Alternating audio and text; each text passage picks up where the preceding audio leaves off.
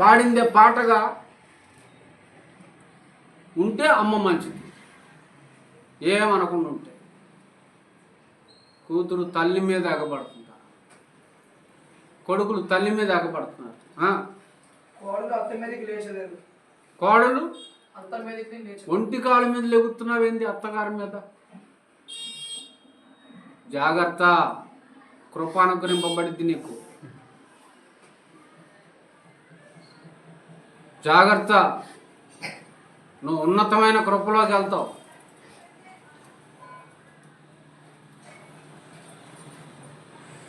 Belt ఫ్యాక్టరీలో కూర్చుంటాడు పోయి ఆయన. అత్త మీదకి లెగుస్తావా? నిన్ను కన్నా ఆమెను తల్లిగా చూస్తావు.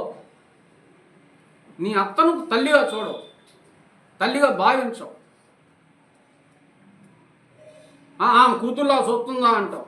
నువ్వు చూడు ముందు, తర్వాత ఆమె చూస్తుందో చూడదో తెలుస్తుంది. ముందు నువ్వు చూడు. అత్తను తల్లిలాగా, మామను తండ్రిలాగా నువ్వు చూడు. అప్పుడు వాళ్ళు కూతురులాగా చూస్తారా చూడరు అన్నది సెకండ్. ఏ రోజైనా చూసావా? నీ అత్తలో తల్లిని చూసావా? నీ మామలో తండ్రిని చూసావా? ఏం చూడవు. వాళ్ళు కొడుకులా చూస్తున్నారా, వాళ్ళు కూతురులా చూస్తున్నారా? అది నీకు అనవసరం. పెద్దోళ్ళని అనేంత ఏడుంది నీకు.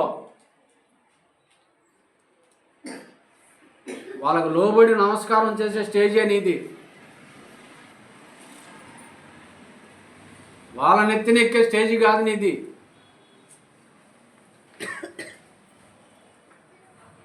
వాళ్ళకి లోబడి ఉండే స్టేజ్. ఎన్నో నేర్చుకోవాలి నువ్వు వాళ్ళ దగ్గర. ఎన్నో మెట్లు ఎక్కొచ్చిన వాళ్ళు, నువ్వు ఇంకా ఒక మెట్టు కూడా ఎక్కల. ఎన్నో బాధలు, ఎన్నో శ్రమలు, ఎన్నో కష్టాలు పడిన వాళ్ళు. నీకేముంది? తిని కూర్చోడానికే మాయరోగం చాలామందికి, మగవాళ్ళకి ఆడవాళ్ళకి. ఇంకా చదువు నాయన. ఎవరింటి వారు వారికే విరోధులా? ఏంటి నీ ఇంట్లో వాళ్ళు నీకు విరోధులా? సిగ్గు లేదు? చిచి. మా అమ్మకి నాకు పడదండి, మా నాన్నకి నాకు పడదండి. ఏంటండి పనికి మాలిన మాటలు? కన్న తల్లికి నీకు పడదా? కన్న తండ్రికి నీకు పడదా? ఏం చేశారు వాళ్ళు? ఏం చేశారయ్యా?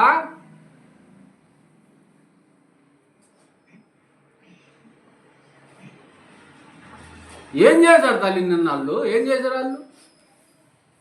ఎందుకు అమ్మా నాన్న అంటే అంత ద్వేషం? ఎందుకు అత్త మామ అంటే ఎందుకు అంత ద్వేషం? ఎందుకు వాళ్ళంటే పడదు, వీళ్ళంటే పడదు? ఎందుకు వాళ్ళోళ్ళంటే పడదు, వీళ్ళోళ్ళంటే పడదు? వాళ్ళందరూ నీ కుటుంబంలో ఉన్న సభ్యులే కదా, వ్యక్తులే కదా, నీ ఫ్యామిలీ కదా అదంతా. వాళ్ళు విరోధులా? ఎందుకు చేసుకున్నావు విరోధులుగా? నిన్ను విరోధిగా భావించిన దేవుని బిడ్డవైనటువంటి నీవు ఆ స్థితిని పోగొట్టుకోవాలా? అర్థం చేసుకునేటట్లుగా నువ్వు ప్రవర్తించాలి కదా. ఆ విరోధులు కూడా నీకు మిత్రులు అయ్యేటట్టు, ఫ్రెండ్స్ అయ్యేటట్టు చేసుకోవాలి తప్ప, వాళ్ళు నిన్ను విరోధులుగా భావించినా నువ్వు అలా భావించకూడదు కదా. సెన్సిటివ్ మైండ్ మంచిది కాదు. సెన్సిటివ్ మైండ్ ఉన్నంతకాలం బాధలు తప్పవు నీకు, కష్టాలు తప్పవు నీకు, నిందలు తప్పవు నీకు, కన్నీళ్లు తప్పవు నీకు. సెన్సిటివ్ మైండ్లో నువ్వు ఉన్నంతకాలం నిన్ను ఒత్తుతానే ఉంటారు, నిన్ను ఏడిపిస్తానే ఉంటారు. ఆ సెన్సిటివ్ మైండ్ వదిలిపెట్టు.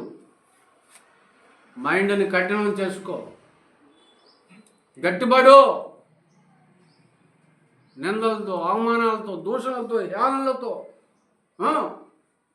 శ్రమలతో, శోధనలతో నువ్వు గట్టిపడాలి, రాడు తేలాలి, నిలబడాలి. ఎంత పెద్ద పరీక్ష వచ్చినా ఎదుర్కోవాలి. రాసి పాస్ అవ్వాలి.